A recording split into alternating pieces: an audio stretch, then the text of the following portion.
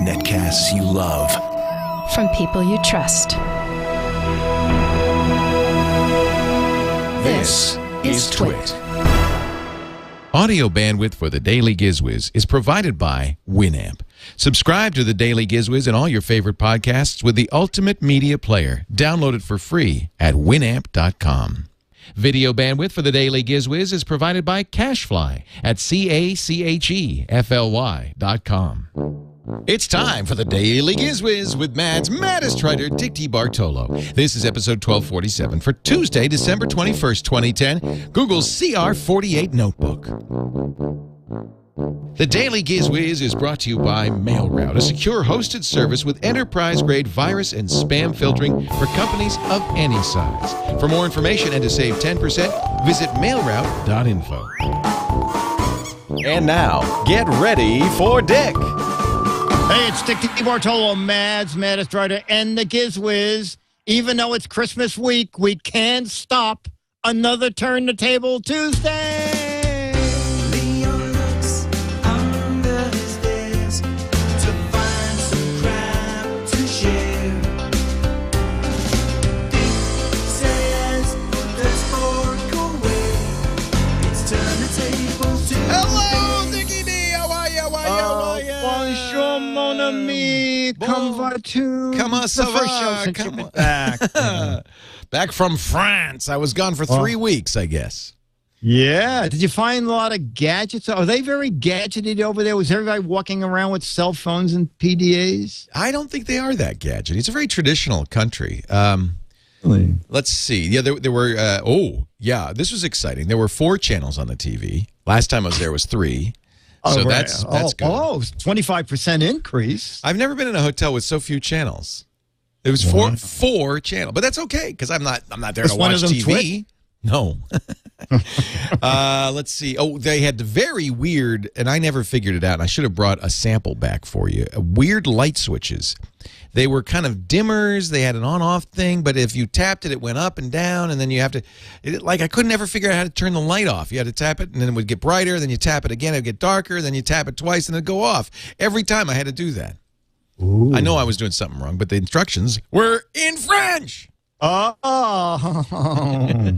But you, the tech guy, should have said, oh, I see how this works. Mon Dieu, it is confusing. No, it was, probably Italian.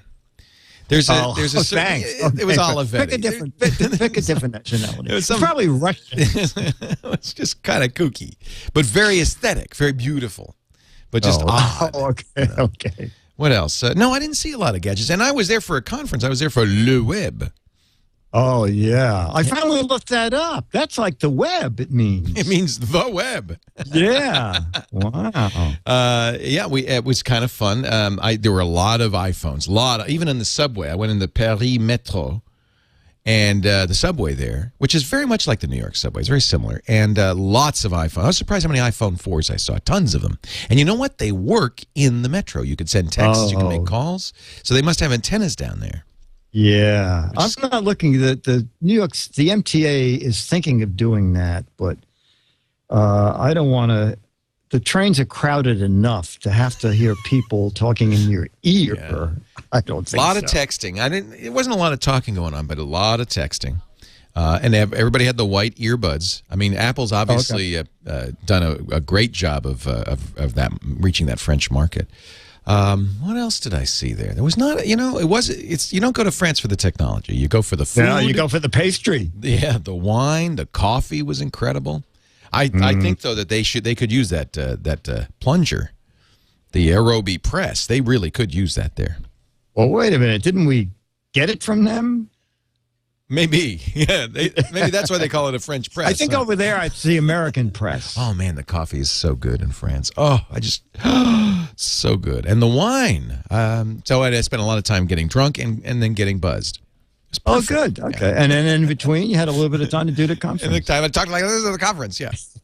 It was the web, what can I tell you? It's big. It's everywhere. Give me a glass of wine. Thank you. That was pretty much my speech. You were there. I wrote it for you. Yeah, now it's available in high def online if you want. Yeah, there you go. Well, you added that. I think that really... It's even shorter. The web. Yeah, I mean, it it's right here. into the, Yeah. brought it right into the modern century. So Did you bring back a French thing? I brought back a gadget. Actually, it was waiting for me on my doorstep when I arrived. Let me show it to you and see if you can identify this. I don't know what it is, but I want it. It looks like a laptop. It's stealth black. There's no logos anywhere on it, are there? Nothing. Oh, is this that new Google thing? It's the Google Chrome OS laptop. They call it the Cr-48. Now, I really shouldn't be doing it because, first of all, they say this isn't for review. This is just, for us to get some feedback from you. And second of all, they say it's a reference design. They're never going to sell anything particularly like this.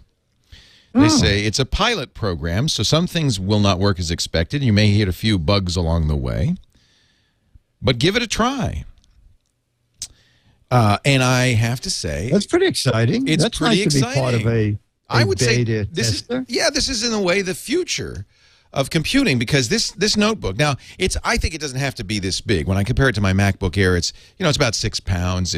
I think it's a 14-inch screen. I should really measure it. Maybe it's a 13-inch screen. But I'll show you the first thing. Let me show you the first thing that's pretty exciting. I'm going to open it up and turn it on. And why don't you let's do a little timing to see how long it takes from the time I open it up to the time that the screen is on. You ready? So do one Mississippi for me. In 3, 2, 1. 2, 3. There you go. 4. It was like they say it's under a second. I was running my stopwatch. That is amazing. It's on almost immediately. In fact, you don't really turn it off. They say if you want to turn it off, okay, you can turn it off. You press and hold this button, and then you tap it, and then it'll turn off. So now I turned it off. Let's see how long it is to start. They don't tell you what's in here. I don't know if there's a hard drive or a solid-state drive. There's no CD-ROM, no DVD. I just push the start button. 1 1000, 2 1000, 3 1000, 4 1000. There it says Chrome. 5 1000, 6 1000, 7 1000. This actually would probably be a good way of knowing. I think it's a solid-state drive. I don't think there's a hard drive in here. And then it's ready for my login. Now, that was the first thing I noticed, is that when you log in, you actually are logging in to your Google account. So the password on the computer is your Google password. Nice. And this is running the new Chrome OS from Google, which is essentially just Chrome. It's the browser, nothing more.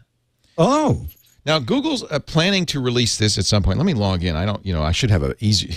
It kind of encourages you to have an easier password for Google, because so then you can't load programs onto it. You cannot load programs onto it. There is a Chrome store, but it's all web apps. The whole idea is that you don't store anything on the computer much. Maybe there's a cache or something like that, but essentially. And by the way, from startup, it launched right back into where I was. So I am still in the exact same spot. They say 8+ hours battery life, and I would say that's probably the biggest part of this computer is its battery. It doesn't have a lot of connections on it. There's no Ethernet. There's just one USB port. But remember, this is not something they intend to sell. This is a demonstration, a reference design for what they plan to do. But it's kind of interesting. I mean, there's some things that are very different. First of all, there's no desktop. You can't. The browser is always open. That's the desktop. Everything you do is done from within the browser. Even if you go to the web store, and Google at the same time that they launched Chrome OS, also launched the Chrome web store, which is chrome.google.com/web store, and all of the apps for this are basically web-based apps that you pay for. I mean, some of them are free, but some cost money. And once you pay for it, it's installed onto, I guess, your Google account and will always show up there. I'm going to install, this is SpringPad. This is a notepad. And you just press install, and it... Are you downloading it via Wi-Fi? No. Well, it does have, by the way, it has Wi-Fi and 3G built into this. And again, this is a reference device. Verizon 3G. Basically, that was what I just did. For those of you watching, I just clicked the Springboard install, and it said okay, and it showed, basically all it did was put an icon on, and there it is. Now SpringPad is installed, and that's it, and I would create an account. It's basically a web-based application. And that's the thing, is that nothing is stored on the computer. If you log into another Chrome OS computer, all of your stuff is there. Your data is stored entirely in the cloud. They don't even tell you what processor, what memory, what anything is in here. It's just, but I have to say, it's very snappy, very fast. Yeah. And what it really is. So they probably sent like 100 of those out to famous people. I think they sent a lot of press editions out. Yeah. Yeah. Yeah. Okay. And really, Obviously I'm not. lost my address. No, you can go and apply online. There's a little application online if you want to do it. But really, I think that in fact, I'm sure they'd send you one. But it's not about the hardware. Yeah, I understand. It's about demonstrating this idea of having only Chrome as your operating system. They did modify Chrome a little bit so that you do have some settings capabilities in the normal Chrome setting area. Well, a couple of modifications. One, you get the time, battery life, and Wi-Fi connectivity up in the upper right-hand corner of the Chrome. And if you click the traditional Chrome wrench, you have settings in here that you can modify and change. That have some of them have a little bit more to do with the hardware. For instance, there's touchpad settings. You set your Wi-Fi and your cellular up here, but most of it is browser focused. Frankly, it's all about the browser as your entire operating system. They changed the keyboard too, and this is kind of interesting. Do you ever use the caps lock key? You know what? I tend to use it because in Mad Pieces, you type all the artist instructions in all caps. Oh, really? Well, you're not going to like this computer because there's no caps lock key. Oh, you know, if they send me one, I'm going to specify must have cap lock key. There's a key. There's a key where there's a cap lock, and you can actually go into the settings if you want and change the modifier keys so that caps lock does in fact do it instead of they call it the search key. You can actually make it caps lock again. But I I always disable my caps lock. I don't want caps lock. And in fact, where the caps lock key would be is a magnifying glass. And what it does is it opens a new tab that you can search. It's really just the new tab key in the browser. And then you can do a search or you can click your applications because your applications are stored on that new tab button. It also replaces the function keys with browser function keys. So there's escape, but there's also back a page, forward a page, reload, there's full screen, and there's multi-window. These are all browser function keys. And then next to it, the more traditional laptop function keys, brighten or darken the screen, mute or turn up the sound, that kind of thing. So is the touchpad operated then? It is a full, I like this. It's an Apple-style touchpad where there's no click button. You press the touchpad or tap it to click. Right click is two-finger tap. There's also scrolling with two fingers, but I don't think there's pinching. Although somebody told me there was pinching, I don't think the pinching style works. He said it worked in Google Maps. Let me go to Google Maps and see if it does. I think, yeah. Well, maybe it does. I can't tell. I think the scrolling works. Pinching does work. I take it back. So you can pinch to zoom in, or so it's very much like. In fact, if you ask me, the hardware feels just like a 13-inch MacBook, except it's black matte plastic. But again, it's not the hardware I'm reviewing. This is a reference design. Yes, although I suspect if you went out and bought when they do release this, I'm sure that companies like HP and others will probably make netbook style computers with this operating system. They probably will have the same kind of keyboard layout, same kind of basic functionality. It does come with a camera and microphone, which I kind of was surprised to find. But in fact, well, Leo, they must have went out and bought like 100 laptops from a company. They wouldn't just go build a laptop. Well, right? I think you go to a Taiwanese company and you say, I want to build them, and I want this, and this. Exactly. Comes with 3G built in. Verizon 3G, and that's interesting too. I mean, what they really want is an always connected laptop, right? Because there's no point. If you're not on the internet, this thing is a hunk of rocks. There's nothing you could do with it. They do say 8+ battery hours of battery life, or 8+ days of standby mode, which is pretty cool. It's synchronized immediately to your stuff because as soon as I logged in, it knew it had all my Chrome bookmarks, it had my Chrome theme and all of that stuff. And it does, as I said, it has a camera and a microphone, and you use Google Talk to make it work. Because Google Talk, they recently added a video. So what it's really done is it's taking advantage of a number of Google tools to make this a more functional computer than just a browser. I think it's very interesting. I haven't yet installed a lot of applications. I probably will. I never heard of a company doing this kind of thing before. This is Google. The way Google works is different from everybody else in the world. Forward-looking. Yeah, it's pretty cool, isn't it? So let me sign into my Google Talk here, and maybe I can call you. It's kind of like a Skype notebook. Let's see here. Let's put this up on the screen. Yeah, there you go. So I could call anybody who has Google Talk and video on this. So that's running kind of in the background there. It's pretty cool.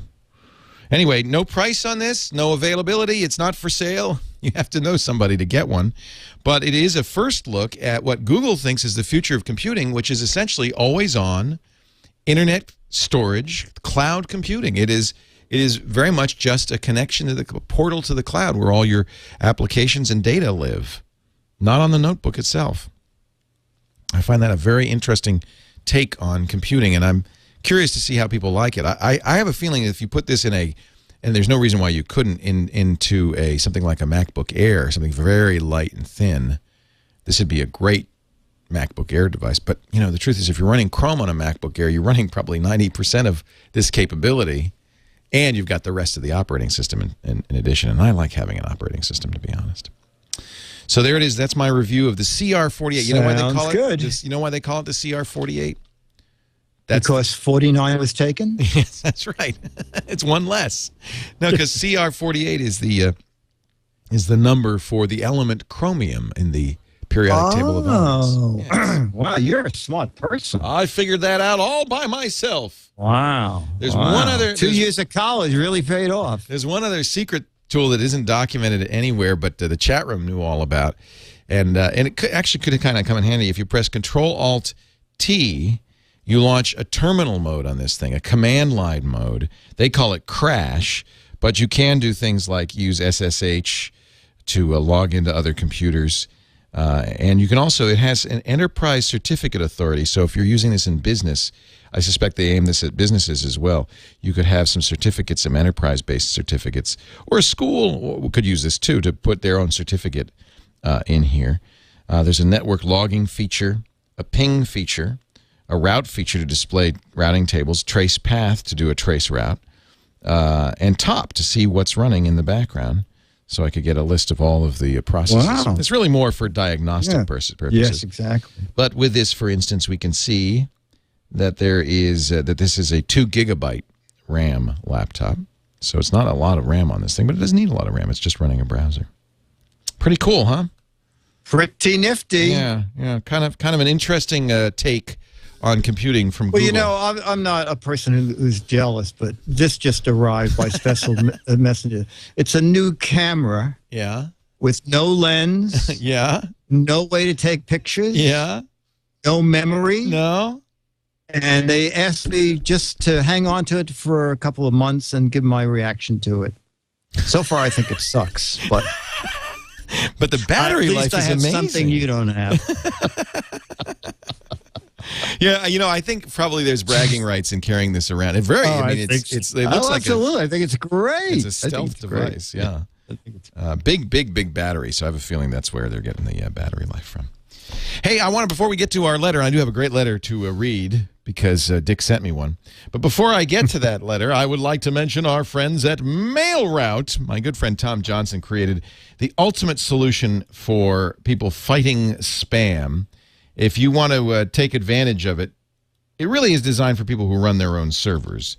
So I run Leoville.com, and I actually use that for mail for friends and family. They all have Leoville.com email addresses. But, until now, they didn't have any anti-spam filtering on it. Thanks to Tom Johnson, Leoville is spam-free. I shouldn't say till now, because I've been using MailRoute now for 4 years. At Leoville.com. M-A-I-L, mail, route, R-O-U-T-E.com, if you'd like to, I'm sorry, .info, if you'd like to give it a try. .com is the regular address. But if you go to mailroute.info, you can give it a try. And in fact, 10% off for the life of your account if you're a TWiT listener. Mailroute.info. Tom worked on actually wrote and created FrontBridge, which he sold to Microsoft as Microsoft Exchange hosted services.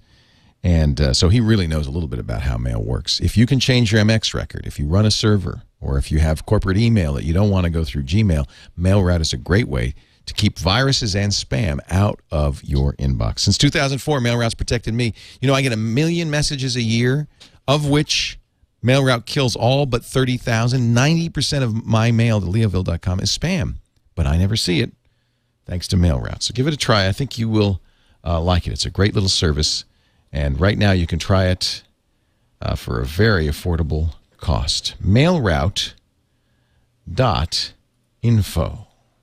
Give it a try.